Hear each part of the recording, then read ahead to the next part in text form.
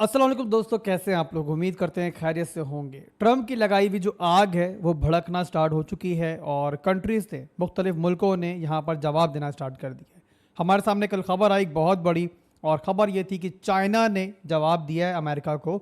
और जिस तरीके से अमेरिका ने पहले चाइना के ऊपर एक बड़ा टैरिफ लगाया, अब जवाब में चाइना ने भी यहाँ पे अमेरिका के ऊपर इजाफी टैक्स जो है नाफिज कर दिया है, और 34% एडिशनल टैरिफ जो है वो चाइना ने वापस किया है। अब यहाँ पे बता दूं पहले ही आपको कि यहाँ पे चाइना जो है ना ऑलरेडी एक बहुत बड़ा टैरिफ जो है पहले भी अमेरिका पे नाफिज करके बैठा हुआ था, और एडिशनल 34% का मतलब ये है कि अब कोई भी अमेरिकन प्रोडक्ट अगर चाइना में जाती है तो उसके ऊपर इतनी ज़बरदस्त एक टैक्स होगा कि वहाँ पे उसका बिकना, वहाँ पे सर्वाइव करना जो है बड़ा मुश्किल होगा। तो चाइना की जो मार्केट है वो यहाँ पे अमेरिका के लिए बहुत मुश्किल हो गई है इसके बाद। अब यहाँ पे भाई जवाब जो है यहाँ पे नहीं रुकेगा। चाइना के बाद जो अगले मुल्क है जिनके बारे में एक्सपेक्ट किया जा रहा है कि वो जो है ट्रंप को जवाब दे सकते हैं, अमेरिका को जवाब दे सकते हैं, उनमें पहला जो बड़ा कंट्री है वो है यहाँ पे कनाडा। और कनाडा के बारे में ख्याल किया जा रहा है कि यहाँ पे कनाडा और अमेरिका का मामला तय नहीं होता है अगर, तो फिर जो है कनाडा भी जवाब में जो है अमेरिका के ऊपर एक बड़ा टैरिफ जो है नाफिज कर सकता है। इसके अलावा यूरोपियन यूनियन की बात करें तो उन्होंने भी काफ़ी अग्रेसिवली बोला है कि भाई अगर ट्रंप नहीं सुधरे और उन्होंने टैरिफ लगाने का जो अपना फैसला वापस नहीं लिया तो वो भी जवाब में टैरिफ लगाएंगे। तो यहाँ पे हमें क्या देखने को मिल रहा है, हमें देखने को मिल रहा है कि अब दुनिया के अंदर जो है ना एक टैरिफ वॉर जो है पूरी तरीके से छिड़ चुकी है। अब यहाँ पे समझने की बात दोस्तों ये है कि जो ट्रंप ने एक टैरिफ वॉर छेड़ी है, ये सुनने में और वक्ती तौर पे आपको बहुत बुरी लग रही है, मार्केट पे इसका बहुत बुरा असर पड़ रहा है। इसके अलावा कल जेरम पॉल ने भी स्पीच की, उन्होंने भी यहाँ पे क्रिटिसाइज किया ट्रंप के इस फैसले को और बोला कि भाई ट्रंप ने जो टैरिफ वॉर स्टार्ट की है उनकी एक्सपेक्टेशन से ज़्यादा इसका बुरा असर पड़ सकता है, और वो ये एक्सपेक्ट कर रहे हैं कि आगे चल के जो है ना इन्फ्लेशन जो है वो बढ़ सकती है। इसके अलावा जेपी मॉर्गन का बयान आया, उन्होंने कहा कि ट्रंप के इस फैसले के बाद जो है वो अमेरिका को 2025 के अंदर रिसेशन में जाते हुए देख रहे हैं। बट यहाँ पर दोस्तों अगर हम लोग बैकग्राउंड देखेंगे ना यहाँ पे तो हमें समझने में मदद मिलेगी कि यहाँ पे शॉर्ट टर्म के अंदर तो बहरहाल ट्रंप का फैसला जो है मार्केट के लिए अच्छा नहीं है, मार्केट इस पर रिएक्ट कर भी रही है, और कमिंग डेज में मैं एक्सपेक्ट कर रहा हूँ कि मजीद रिएक्ट करेगी भी। हमें क्रिप्टो और बाकी स्टॉक मार्केट जो है मजीद भी आने वाले दिनों के अंदर जो है ब्लीड करती हुई देख सकती हैं। बट उसके बाद मेरे हिसाब से बिटकॉइन के लिए और क्रिप्टो मार्केट के लिए मिड टर्म के अंदर सिचुएशन जो है वो आगे अच्छी हो सकती है, और ओवरऑल टैरिफ लगाने का फैसला ट्रंप का जो है ना ये आगे चल क्रिप्टो मार्केट को मेरे ख्याल सपोर्ट कर सकता है। क्या रीज़न है? तो भाई सिंपल से रीज़न है। पहली चीज़ ये है कि इस टैरिफ लगाने के फैसले से पहले अमेरिका और बाकी कंट्रीज़ का जो पल्ला था ना वो एक दूसरे के बराबर नहीं था। बाकी तमाम जो मुल्क हैं वो अमेरिका के ऊपर दबा के टैक्स लगा रहे थे और पूरी ट्राई कर रहे थे कि अमेरिकन कोई प्रोडक्ट भी जो है उनकी मार्केट्स के सर्वाइव ना कर पाए। बट यहाँ अमेरिका जो है उन ममालिक के ऊपर जवाब में कोई टैक्स नहीं लगा रहा था, और उसकी काफ़ी वजूहात है, और उन वजूहात की वजह से जो है ना जाहिर सी बात है अमेरिका जो है एक बड़ा टैक्स कमाने का मौका गंवा रहा था। अब यहाँ पे ट्रंप ने एक तरह से बड़ा अग्रेसिवली आगे फैसला किया है कि वो दुनिया के तमाम मुल्कों के ऊपर कि जो पहले उसके ऊपर टैक्स लगा रहे थे जवाब में अब उनके ऊपर टैक्स लगाएगा। तो यहाँ पे जाहिर सी बात है ये फैसला जो है अमेरिकन के लिए गलत नहीं है, अमेरिका के लिए गलत नहीं है, चाहे वक्ती तौर पे लोगों को अच्छा नहीं लग रहा, बट आगे चल के जाहिर सी बात है इसके थ्रू अमेरिका एक बहुत बड़ा पैसा कमाने वाला है। आप जैसे ये इमेजिन करो कि अब कोई भी प्रोडक्ट अमेरिका में आती है दूसरे मुल्कों से, खासतौर पर चाइना से, तो कितना बड़ा एक रेवेन्यू जो है वो यहाँ अमेरिका से जनरेट करेगा। और यहाँ मैं आपको ये बता दूँ कि भाई यहाँ पे ऐसा नहीं होगा चाइना जो है अपना माल नहीं भेजेगा, चाइना माल भेजेगा अमेरिका में। अमेरिकन मंडी जो है वो चाइना को हर सूरत में चाहिए। अब यहाँ पे काफी लोग यही बोलेंगे कि भाई चाइना ने भी तो अमेरिका के ऊपर टैक्स लगा दिया है तो अमेरिका को उससे नुकसान नहीं हुआ क्या? तो उसका जवाब मेरे भाई बिल्कुल सिंपल सा है कि अमेरिकन प्रोडक्ट्स जो है वैसे ही दुनिया के अंदर जो है ना कोई खास यहाँ पे शेयर नहीं रखती हैं। और ट्रंप ने फैसला किया ही इसीलिए कि जब हम लोग इम्पोर्ट करना नहीं छोड़ सकते, हमें हर हालत में इम्पोर्ट करना ही करना है, तो आखिर उससे हम लोग पैसा क्यों ना कमाएं। और ये बात तो बता दूं आप लोगों को कि आने वाले दिनों के अंदर ट्रंप की टैरिफ वॉर जो है ना वो एट द एंड अमेरिका के हक में ही जाएगी। जो बाकी मुल्क हैं वो यहाँ पर किसी न किसी एक मुआहिदे पे जरूर पहुंचेंगे, या तो वो अमेरिका के ऊपर टैक्स कम करेंगे या फिर जो है ना वो इस टैरिफ को एक्सेप्ट करेंगे। कुछ भी मामला बनता है, बट बहरहाल बाकी तमाम ममालिक जो है ना अमेरिका की मंडी को, अमेरिका की मार्केट्स को किसी भी सूरत में छोड़ नहीं सकते, किसी भी सूरत में इग्नोर नहीं कर सकते। तो इसीलिए मैं समझता हूं कि चाहे वक्ती तौर पे मार्केट पे इसका एक असर दिख रहा है, आने वाले दिनों में मजीद भी दिखेगा, हमें मार्केट जो है नीचे आती हुई दिखेंगी, बट उसके बाद मिड टर्म के अंदर यही वो चीज़ होगी जो मार्केट को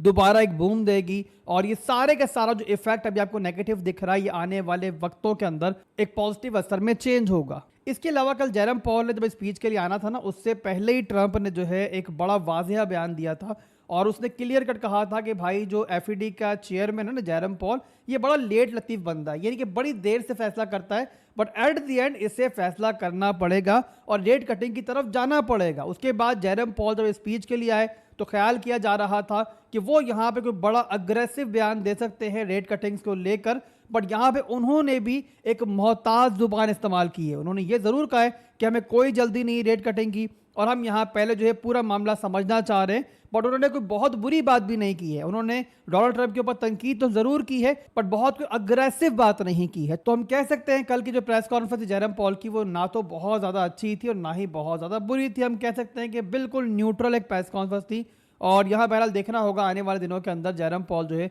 रेट कटिंग की तरफ जाते हैं अब या नहीं जाते हैं। अब यहाँ पे नेक्स्ट मीटिंग जो होगी उसमें तो मुझे मुश्किल लग रहा है, बट मैं समझता हूँ कि उससे अगली या फिर मैक्सिमम उससे अगली मीटिंग के अंदर जो है ना हम रेट कटिंग देख सकते हैं, क्योंकि अगर इन्फ्लेशन बढ़ती भी है ना तब भी जाहिर सी बात है मार्केट में लिक्विडिटी लाने के लिए जो है ना जेरम पॉल को फैसला करना पड़ सकता है कि वो रेट कटिंग की तरफ जाएं। तो ओवरऑल आसान जुबान में दोस्तों सिंपल सी बात है कि भाई इन तमाम फंडामेंटल्स के बाद शॉर्ट टर्म के अंदर तो बहरहाल मार्केट में मुझे एक पैनिक दिख रहा है। मार्केट मुझे दिख रहा है कि मजीद भी यहाँ पे नेगेटिवली बिहेव कर सकती है, कुछ महीने जो है मार्केट के लिए मुश्किल रह सकते हैं, बट उसके बाद जब मामला जो है इंशाल्लाह बेहतर होंगे और मार्केट में लिक्विडिटी आएगी, चाहे वो मनी प्रिंटिंग की सूरत में हो, चाहे वो रेट कटिंग की सूरत में हो, या फिर चाहे टैरिफ के थ्रू जो है एक बड़ा पैसा जो है एक बड़ी लिक्विडिटी जो है मार्केट में आए, तमाम सूरतों के अंदर मैं यही एक्सपेक्ट कर रहा हूं पहले के नेगेटिव फेज के अंदर, बट बहुत जल्द एक पॉजिटिव फेज में दाखिल होगी मार्केट। तो ये ओवरऑल दोस्तों कुछ फंडामेंटल्स थे जो मैंने डिस्कस किए हैं आपके साथ। उम्मीद करता हूं कि बात आपको समझ में आई होगी। अब इसके बाद चलते हैं दोस्तों यहाँ पर हम टेक्निकल एनालिसिस की तरफ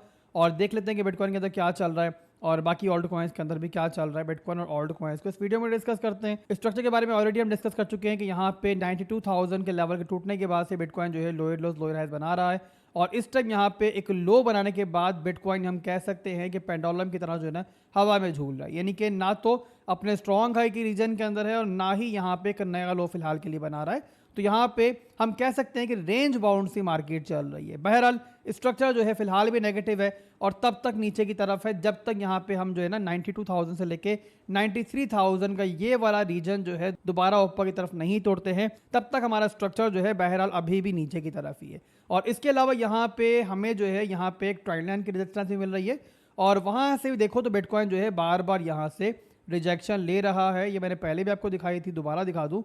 और जो रिसेंटली अभी ड्रॉप मिला है ना हमें बिटकॉइन की रिजेक्शन मिली है, वो यहाँ पे इसी ट्रेंड लाइन से ही मिली है। ये आप देखो तो यहाँ विक ऊपर ज़रूर गई है, बट ओवरऑल लिक्विडिटी हंटिंग के बाद जो है ना यहाँ पे दोबारा नीचे क्लोज हुई है मार्केट और दोबारा से ट्रेंड लाइन जो है वो यहाँ पे फिलहाल भी हमारे लिए एक रिजेक्शन एरिया का काम ही कर रहा है। तो इस लिहाज से जो मेजर हमारी सेल वॉल बनती है, मेजर हमारा सप्लाई जोन बनता है, वो बनता है हमारा ये वाला जोन 92,000 से लेकर लगभग यहाँ पे 90,000 का एरिया।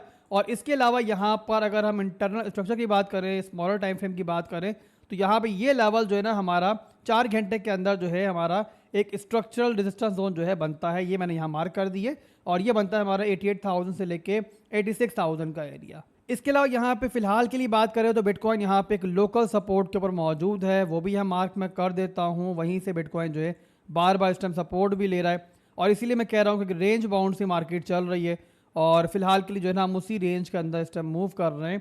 तो ये देखो आप लोग, तो ये फिलहाल के लिए हमारी एक लोकल सपोर्ट है जहाँ से बिटकॉइन यहाँ पे फिलहाल देखो तो इस टाइम बाउंस लेके आ रहा है, बट मुझे लग रहा है कि सपोर्ट जो है ना शायद लंबा अरसा होल्ड नहीं रह पाएगी और बिटकॉइन जो है हमें कमिंग डेज के अंदर इसके नीचे भी दिखेगा। बट एनीवेज फिलहाल जो है बिटकॉइन इसके ऊपर मौजूद है। और इसके अलावा यहाँ पे अगर बात करें हम लोग 1 घंटे के टाइम फ्रेम की, तो वहाँ पे बहरहाल हमें छोटा सा एक स्ट्रक्चर ब्रेक मिला है और इसकी बेस के ऊपर कल मैंने टेलीग्राम के ऊपर आपको ट्रेड भी दी थी। ये यहाँ पे देखो तो लोअर लोस लोअर हाइज बन रहे थे, यहाँ पे स्ट्रक्चर ब्रेक हुआ है और उसके बाद जो है ना 85,000 का हमारा फर्स्ट टारगेट था और वहाँ तक मार्केट जा भी रही थी बड़ी ज़बरदस्त तरीके से। ऊपर हमारा एक छोटा सा CME गैप भी मौजूद है 85,200 के आसपास और मैं एक्सपेक्ट कर रहा था कि वो CME गैप जो है यहाँ फिल्ड आउट होगा, इसीलिए मैंने आपको एक छोटी सी ट्रेड बना के जो है टेलीग्राम पे दी थी और बाकायदा आपके साथ जो है ना यहाँ पे इसका चार्ट भी शेयर किया था। मैं आपको दिखाता हूँ यहाँ पे, तो ये देखो आप लोग, तो ये मैंने चार्ट शेयर किया था, बाकायदा आपको सेटअप बना के दिया था, एग्जैक्टली ऐसा ही यहाँ पे चल भी रहा था। बट यहाँ पे जो है ना उसके बाद फिर ये खबर आई कि चाइना ने जो है यहाँ पे एडिशनल 34% टैरिफ जो है USA पे नाफिज किया है। तो इस खबर को देखते हुए जो है ना मैंने फिर यहाँ पे आपको कहा था कि आप जो है ना फिलहाल के लिए ब्रेक इवन पे इस ट्रेड को क्लोज कर दो। ट्रेड हमारी थोड़े बहुत माइनर से प्रॉफिट के अंदर ही थी, बट बहरहाल मैंने इसलिए क्लोज करवा दी कि जो फंडामेंटल सिचुएशन थी ना वो मार्केट में उस टाइम मुझे बेहतर नहीं लग रही थी।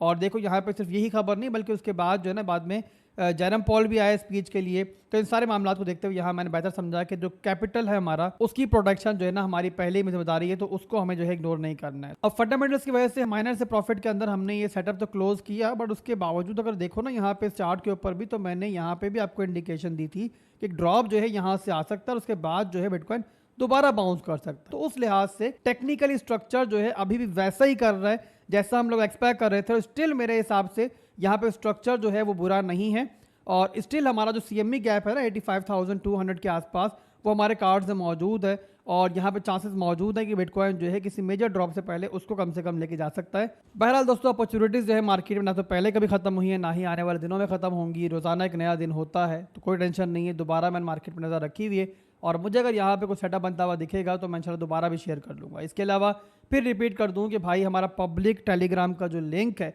वो वीडियो की डिस्क्रिप्शन में मौजूद है, लाजमी ज्वाइन कर लो। देख लो कि यहाँ पे कोई भी अपडेट होती है तो पहले मैं आपको वहाँ पे देता हूँ टेलीग्राम के ऊपर, उसके बाद आके वीडियो बनती है। देखो यहाँ पे कल के दिन के अंदर भी कि मुसलसल हर बड़ी अपडेट जो है मैं आपको यहाँ पे दे रहा हूँ, जो अपडेट्स मेरे पास आ रही थी। और इसीलिए जो है ना आपके लिए बहुत ज़रूरी है कि आप लोग जो है ना इस टेलीग्राम के चैनल पे लाजमी मौजूद हो। इसके अलावा अगर हमारे प्रीमियम के अंदर ज्वाइन करना है आप लोगों ने, टेलीग्राम के ऊपर भी डिस्कॉर्ड के ऊपर भी हमारा एक प्रीमियम ग्रुप मौजूद है, तो आप लोग लाजमी ज्वाइन कर लो, बिल्कुल फ्री में ज्वाइन कर सकते हो। तरीका गौर से सुन लो, यहाँ पे टेलीग्राम के ऊपर मैंने शेयर भी किया हुआ है कि आपका जो अकाउंट है वो हमारे रेफरल से होना चाहिए, या तो बिटगेट के ऊपर, या अगर बिटगेट पे नहीं अकाउंट बना सकते तो बिंगेक्स से बना लो, बिंगेक्स पे भी नहीं बना सकते तो बिटरेक्स से बना लो। तीनों में से किसी भी एक्सचेंज के ऊपर मेरे रेफरल से अकाउंट बनाना है, वहाँ पे डिपॉजिट करना है आप लोगों ने। डिपॉजिट करने के बाद अपना यूज़र आईडी जो है आपने मेरे मॉड को इस आईडी के ऊपर सेंड करना है। ये बात मैं ऐड कर दूं यहाँ पे कि इस आईडी के ऊपर मैं मौजूद नहीं होता हूँ, मेरा मॉड मौजूद होता है, तो वही आपको डील करेगा।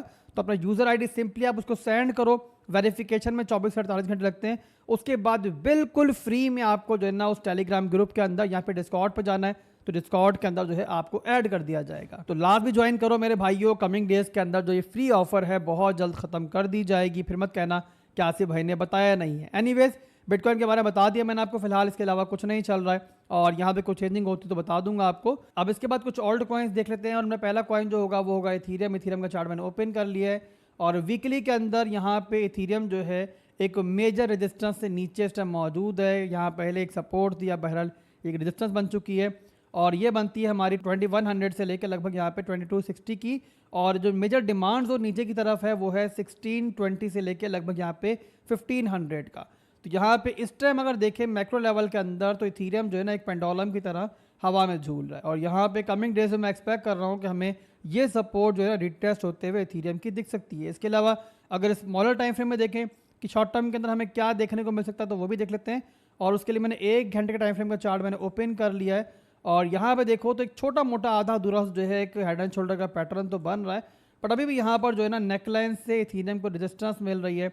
और यहाँ पे अगर तो बिटकॉइन ऊपर गया तो फिर यहाँ पे इथीरियम जो है ब्रेकआउट ले सकता है, और ब्रेकआउट होता भी है तो भी यहाँ पर जो है ना ज़्यादा मैं यहाँ पे उम्मीद वापसा नहीं कर रहा हूँ। 1930 से लेकर 1960 के एरिया से दोबारा इस तरीके से रिजेक्शन नीचे की तरफ मिल सकती है। और इसके अलावा बता दिया मैंने आपको नीचे हमारे पास मेजर डिमांड जोन कौन सा है। अगर आप स्पॉट में बाइंग करना चाह रहे इथीरियम के अंदर तो इस जोन पे जो है आप नजर रख सकते हो कमिंग डेज के अंदर। ये हो गया इथीरियम। इसके बाद अगला जो ओल्ड कॉइन देखेंगे हम वो होगा सोलाना। सोलाना भी इन दिनों के अंदर जो है बहुत बड़े मेजर अनलॉक से गुजर रहा है। तो यहाँ पे सोलाना जो है अगर थोड़ा ऊपर आता भी है ना बिटकॉइन के साथ, तो अपने जहन में रखना है कि फिलहाल जो 130 की रेंज है ना ये हमारी एक रेजिस्टेंस है, और सोलाना अगर यहाँ तक आता है तो दोबारा यहाँ से जो है हमें एक रिजेक्शन देखने को मिल सकती है। इसके अलावा मैक्रो लेवल की बात करें फिलहाल के लिए सोलाना जो है अपनी एक मेजर सपोर्ट को होल्ड कर रहा है, और वो बनती है $100 से लेके $112 की सपोर्ट।